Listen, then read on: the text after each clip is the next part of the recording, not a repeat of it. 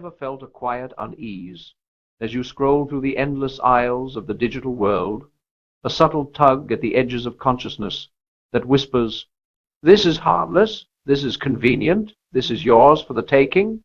There are forces that hide behind convenience, that whisper seduction through the glow of a screen, that promise ease, wealth, or satisfaction, yet silently bend the heart, the mind, and the soul. 6 online stores, if they are to be named, are not mere marketplaces. They are mirrors, reflecting the vulnerabilities we carry, the desires we neglect to examine, the compromises we make when convenience, greed, or vanity is more persuasive than conscience, integrity, and awareness. The dark forces are not exotic or theatrical. They are subtle, pervasive, and patient, waiting to shape us, to bend us, to teach us in the quietest and most insidious ways that wealth and abundance measured solely in goods, possessions, or fleeting satisfaction is a currency far too small to sustain the soul.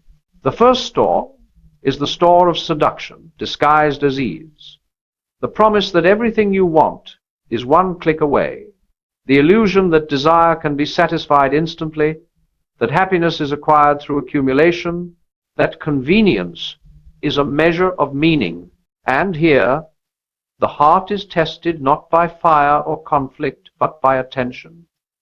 Where does it linger? What does it value? When instant gratification is glorified, the soul learns to trade patience for impulse, reflection for speed, discernment for distraction, and abundance for emptiness. In the quiet of reflection, one must ask, have I surrendered my spirit to what is fleeting, what is shallow, what charms but cannot nourish? The second store is the store of illusion, where appearances reign and truth is obscured by glittering promises. Product images and descriptions, curated reviews, the subtle sway of marketing, they create a world that looks abundant, prosperous, desirable, and yet underneath there is a void. The dark force is in the convincing facades, the seduction of surface over substance, the slow accretion of desire for what is illusory.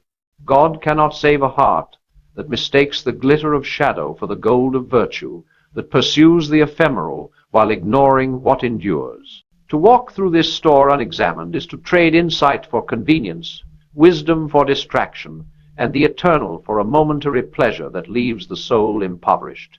The third store is the store of conformity, where trends dictate choices, where the pull of popularity subtly bends the will, where what is admired by others becomes a proxy for what is good, necessary, or right.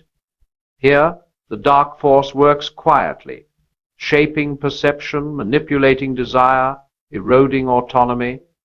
The soul that bows to the tyranny of approval loses sovereignty over itself. The one who follows blindly cannot cultivate discernment, courage, or integrity.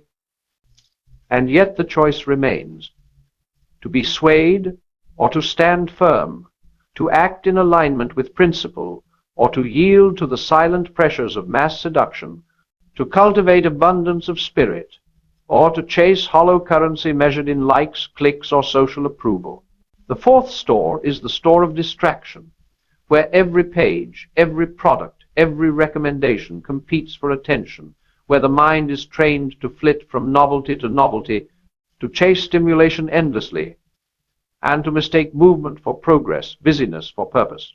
The dark force here is in the erosion of focus, the fragmentation of the will, the subtle theft of reflection, meditation, and stillness. God cannot save what refuses stillness, for the awakened soul is built not in haste, in distraction, or in consumption, but in attention, patience, and deliberate engagement with what endures.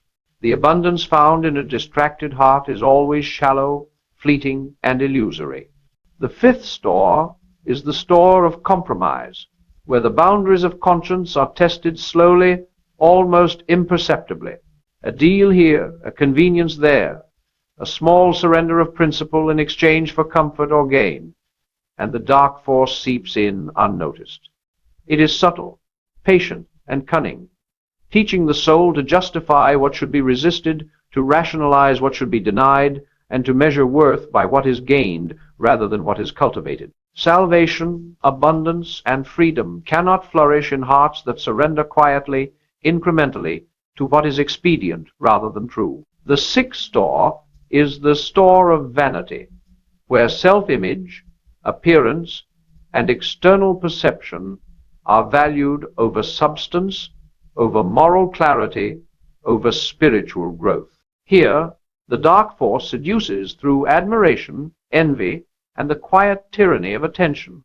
The soul learns to measure itself by reflection rather than principle, by applause rather than integrity, and by novelty rather than virtue. And in this, the truest wealth, the abundance that endures, the freedom that cannot be bought, the clarity that illuminates the path is lost, traded for glitter, distraction, and ephemeral charm. And as you perceive these six, not merely as stores, but as mirrors of the heart, you begin to see the deeper lesson. The peril is never in the external alone. It is in the consent of the heart, the surrender of attention, the unexamined pursuit of convenience, vanity, or gain. God cannot save what refuses to awaken. Yet the awakened soul, sovereign, attentive, courageous, disciplined, claims freedom, cultivates abundance, and shines with clarity that no shadow can touch. Each encounter with the ephemeral, each act of deliberate attention, each refusal to yield, becomes a brick laid in the foundation of virtue, a thread woven in the tapestry of an abundant and luminous life. And as you dwell in this awareness, you begin to perceive the subtle alchemy of the soul, how attention shapes character, how vigilance cultivates discernment, how small acts of resistance accumulate into unshakable strength.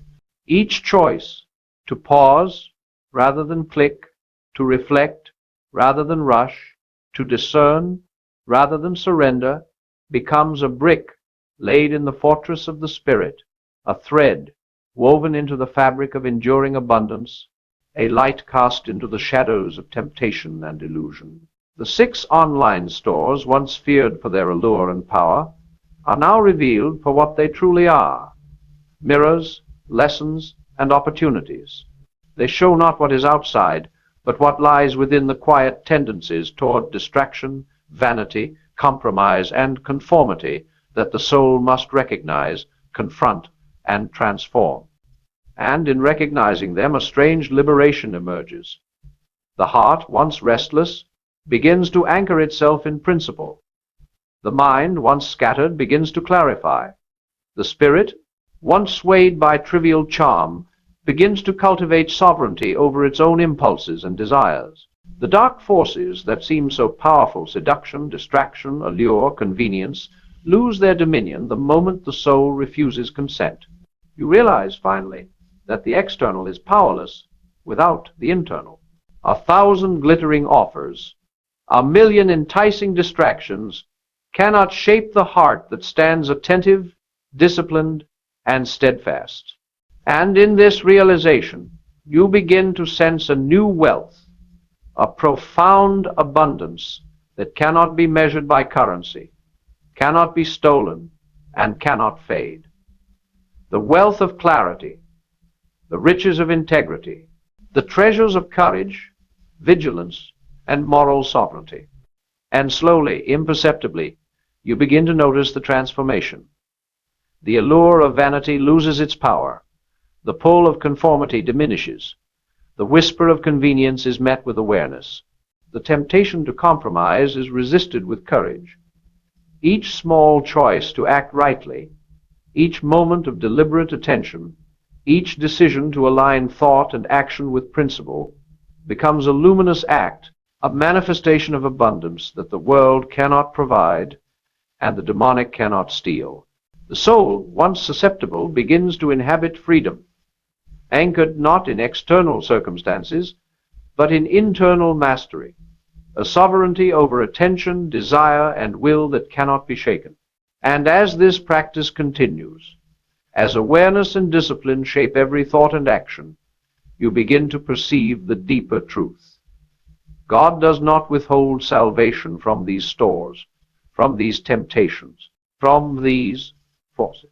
Salvation is always present, always offered, but it is realized only through awakening, only through vigilance, only through the conscious cultivation of virtue, discernment, and courage. The dark forces are not defeated by avoidance alone. They are nullified by sovereignty, by attention, by a refusal to surrender what endures to what is ephemeral. And in this sovereignty, you begin to taste the richness of freedom. Freedom from seduction, from distraction, from vanity, from compromise, freedom to act with integrity, to cultivate abundance, to walk with clarity, to live in alignment with what truly matters. And slowly, the world itself changes under the gaze of your awakened attention. The screens, the offers, the glittering promises, once potent in their seduction, lose their authority. They are no longer masters, but mere reflections, shadows of the choices you have already refused to allow to govern your heart.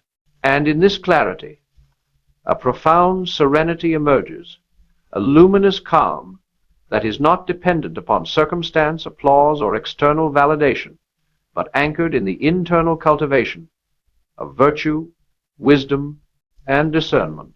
You realize, finally, that the true treasures of life are never found in the ephemeral, in the flashy, in the immediate, but in the deliberate, patient, and persistent practice of attention, courage, and integrity, the invisible currency of the soul that endures beyond any offer, beyond any temptation, beyond the reach of the demonic. And as this awareness deepens, you begin to feel the quiet authority of your own choices, the sovereignty of a soul that no longer bends to the whispers of convenience, distraction, or vanity.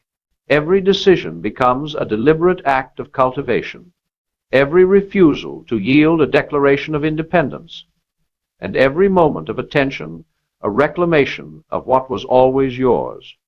The power to govern the heart, the clarity to discern truth from illusion, and the courage to act with integrity even when the world applauds compromise.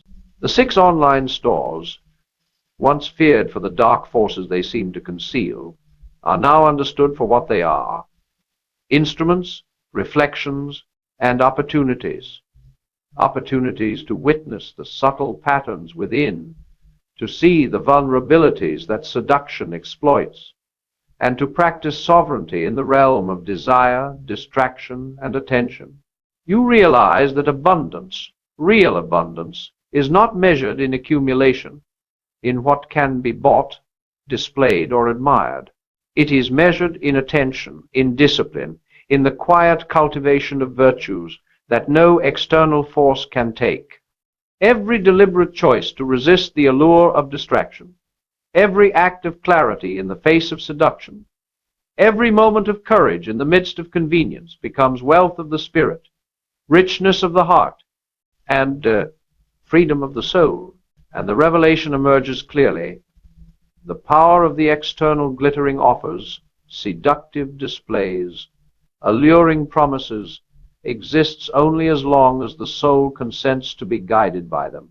The moment attention, intention, and conscience reclaim authority, the external loses all dominion, and slowly, imperceptibly, the soul begins to inhabit a new posture toward life. The restless impulses toward vanity, the subtle tyranny of approval, the seduction of convenience, the quiet seductions of distraction all begin to fade in the light of vigilance, awareness, and deliberate choice. The heart, once swayed, now anchors itself in principle. The mind, once scattered, now clarifies with discernment. The spirit, once subject to external influence, now cultivates sovereignty. And in this a profound serenity emerges, a luminous calm, independent of circumstance, untouched by fleeting appearances, impervious to the pull of ephemeral satisfaction. You understand that the soul's wealth is internal, that freedom is cultivated, that abundance is deliberate, and that salvation is realized not in avoidance, but in mastery, the mastery of the self, the will, and the heart. And in the quiet triumph of awareness, the ultimate truth reveals itself. God does not withhold abundance, clarity, or salvation. It is the soul that must awaken to claim it. The six stores, the dark forces, the subtle seductions, they are powerless against a heart that sees, a mind that discerns, and a will that refuses compromise. Salvation is never a passive gift. It is an active realization, a continuous practice of attention, courage, and principle. The treasures that endure are cultivated deliberately, patiently, and persistently. They are measured not in possessions or appearances, but in moral clarity, spiritual sovereignty, courage of conscience, and the disciplined attention to what truly matters. And now, in this awareness, you perceive the final luminous insight. The world, in all its distractions, seductions, and illusions, may offer much, but it cannot command what you choose to govern within. The soul that acts with attention, that cultivates discernment, that walks steadfast in principle, that refuses to yield to fleeting desire, is already rich beyond measure, already free beyond any external claim, already luminous beyond any shadow that the world or the demonic might cast. Every moment becomes a testament, every choice an act of wealth, every breath a cultivation of abundance that endures beyond the ephemeral and touches the eternal. And now, as the soul begins to inhabit this clarity, a subtle but profound transformation unfolds.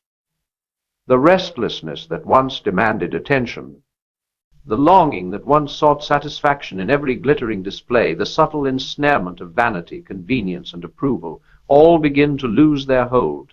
You feel the quiet sovereignty of a spirit that governs itself, that chooses deliberately, that acts with integrity, even when unseen, even when unobserved, even when no reward is promised.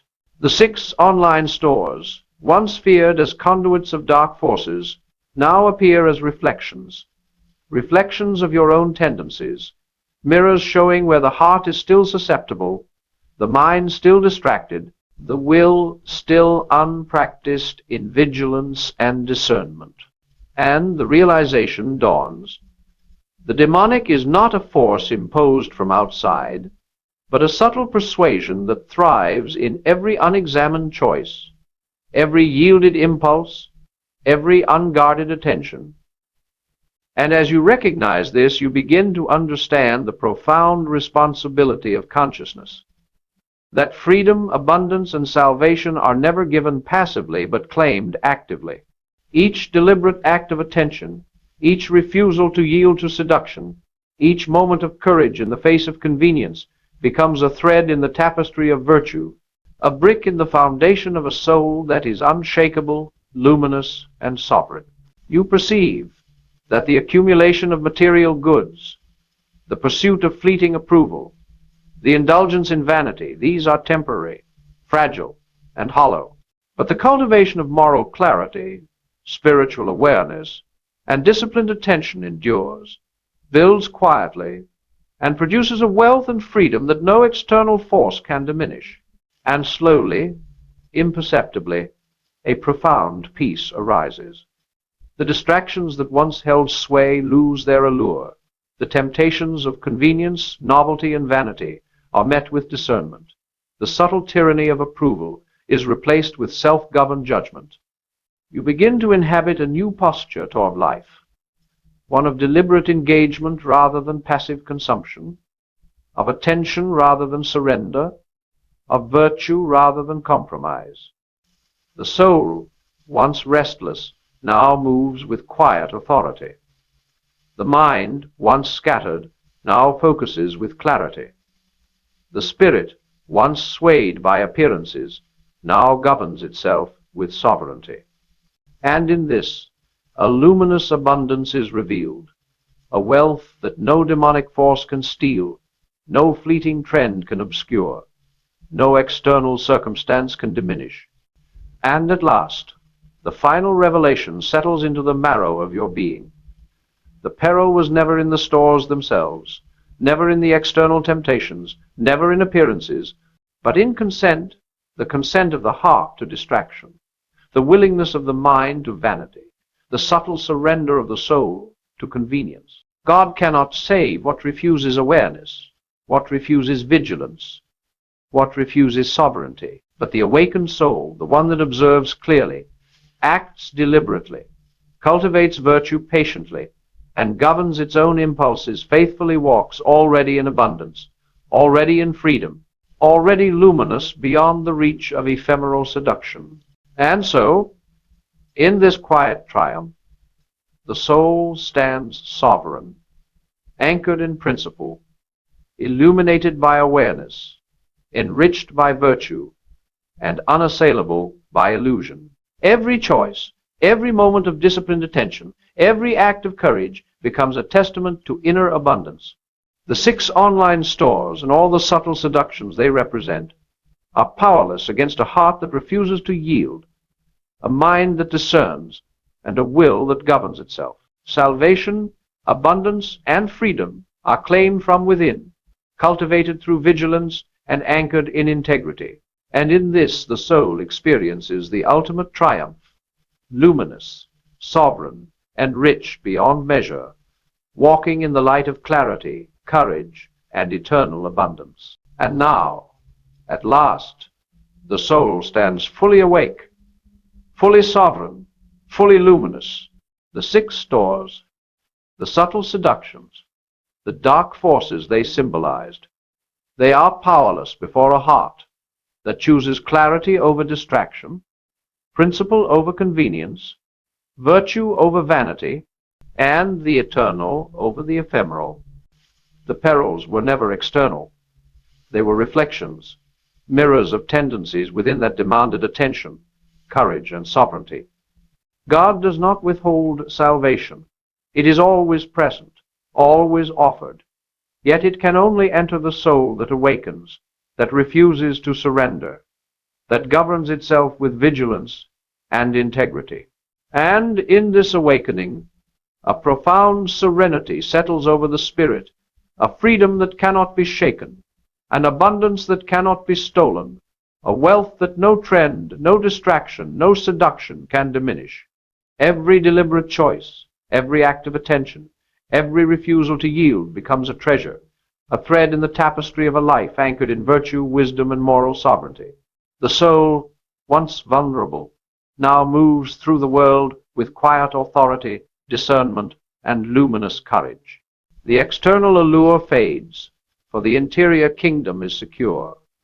The awakened heart knows its own value, the disciplined mind knows its own clarity, and the sovereign spirit knows its own freedom. And so, the ultimate truth reveals itself. Abundance, freedom, and salvation are not granted by external circumstance, nor purchased with ease, nor granted to distraction. They are claimed, cultivated, and inhabited by the vigilant, the discerning, and the courageous. The soul that refuses to surrender, that governs itself, that nurtures virtue, and that acts in alignment with what truly endures this soul, is already rich beyond measure, already free beyond constraint, already luminous beyond any shadow that the world or the demonic can cast. Walk now in this awareness. Let every temptation pass without dominion. Let every fleeting seduction be met with vigilance. Let every distraction, vanity, and convenience dissolve in the presence of disciplined attention and moral sovereignty. And as you walk, know this above all: the kingdom of abundance, freedom, and clarity resides within you, radiant, sovereign, eternal, and unassailable. The external world may glimmer, tempt, and whisper, but the awakened soul, luminous, steadfast, and virtuous, needs nothing from without, for it has already claimed all that endures forever.